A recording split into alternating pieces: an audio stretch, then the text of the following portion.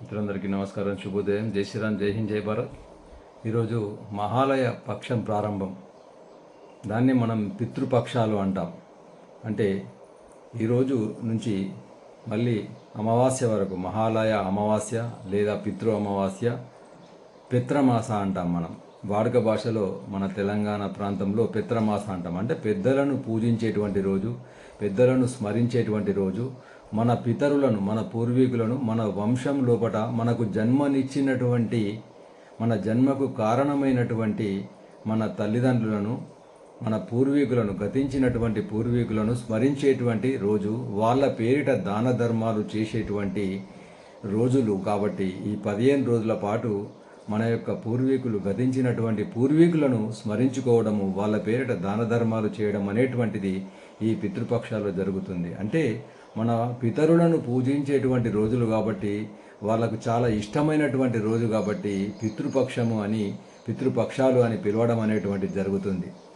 అసలు ఈ ఈరోజు అంటే శాస్త్రము వాళ్ళు ఈరోజు ఈ 15 రోజులు ఇక్కడికి వస్తారా, ఇవన్నీ పక్కకు పెడితే సామాజికంగా మనం దీన్ని ఆలోచించాలి. మన పెద్దవాళ్ళు, మన పూర్వీకులు, మన తాత ముత్తాతలు ఎంత గొప్పగా మన యొక్క సంస్కృతిని రచించారు, మనకు ఒక మంచి కానుకను, ఒక మంచి సంస్కృతిని, కల్చర్ను అందించారనేటువంటిది ఇక్కడ ఆలోచించాలి.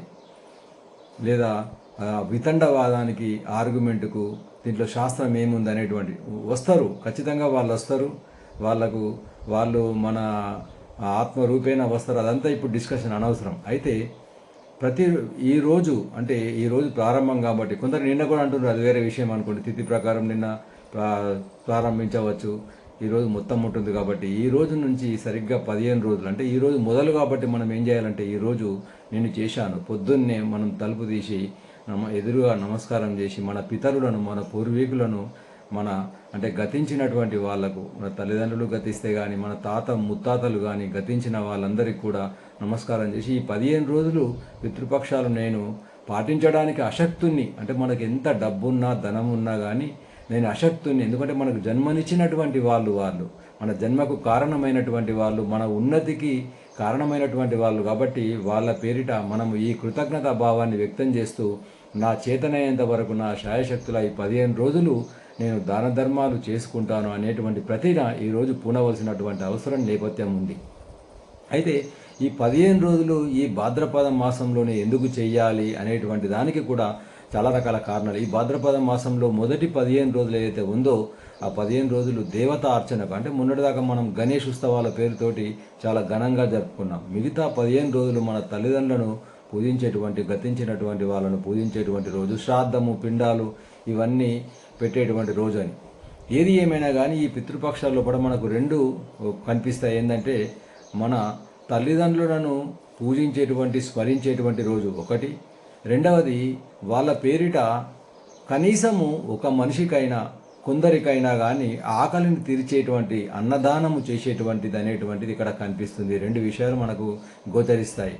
కనీసము ఈ 15 రోజులు చేయకుండా కానీ చివరి మహాలయ అమావాస్య నాడు, పిత్రమాస నాడన్నా కానీ కనీసం నీకు తోచినంత మందికి, పేదవాళ్లకు, ఉన్నవాళ్ళకు కాదు, అపాత్ర దానం అంటాం. ఉన్నవాడికి చేస్తే అపాత్ర దానం అంటాం, లేనివాడికి చేస్తే పాత్రదానం అంటాం. కాబట్టి లేని వాళ్లకు, పేదవాళ్లకు అన్నదానం అనేటువంటిది ఒక్క మనిషి కడుపు నింపినా కానీ మన పూర్వీకులు, మన తాత ముత్తాతలు, అరే నా అనుచరుడు, నా యొక్క వారసులు కనీసం ధర్మంతో బతుకుతున్నాడు అనేటువంటి పైనుంచి వాళ్ళు ఆశీర్వదిస్తారు.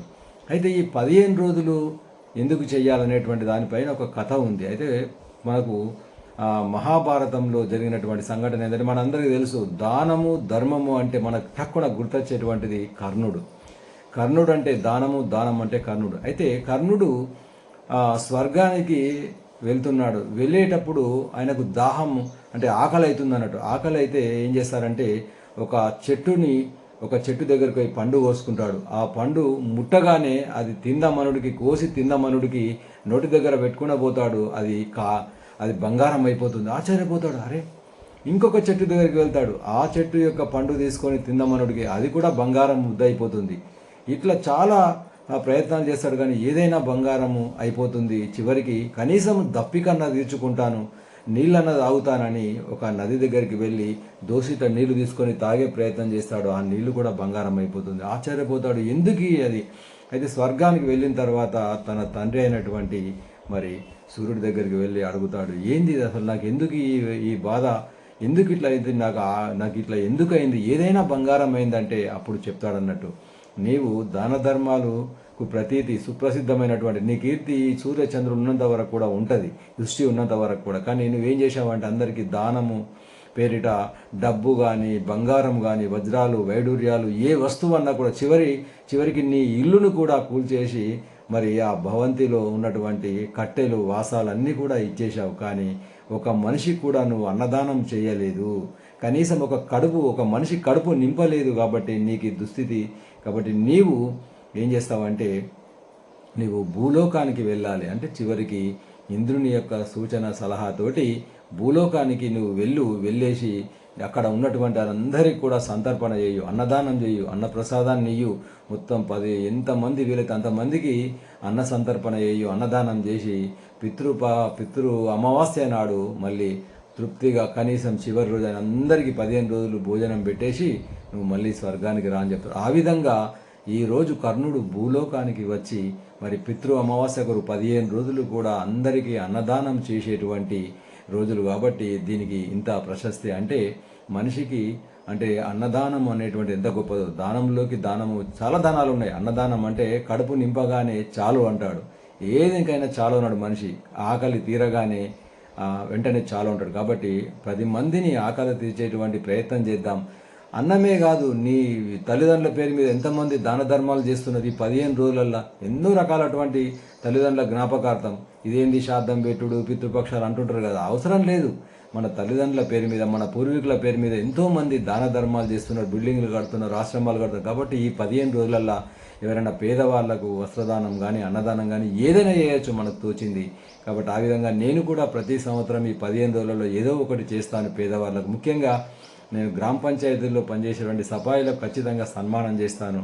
కాబట్టి మనం కూడా ఆ విధంగా ఈ 15 రోజులలో చేసే ప్రయత్నం చేద్దామని మీ అందరినీ కోరుకుంటూ అందరికీ మరొకసారి జై శ్రీరామ్. ఈ వీడియో మీకు నచ్చినట్టయితే 10 మందికి షేర్ చేయండి, ఛానల్ను సబ్స్క్రైబ్ చేయండి. దేశం కోసం, ధర్మం కోసం.